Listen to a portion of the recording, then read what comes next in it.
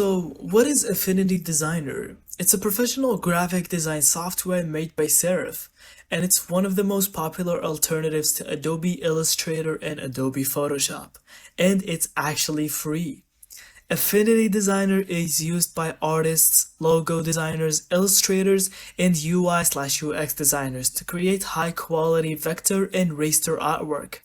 That means you can design everything from logos and icons to detailed illustration and web interfaces, all in one app.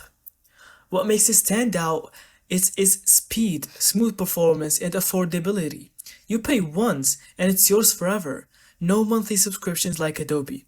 It also has a real-time rendering engine, so everything you draw updates instantly, even with complex designs.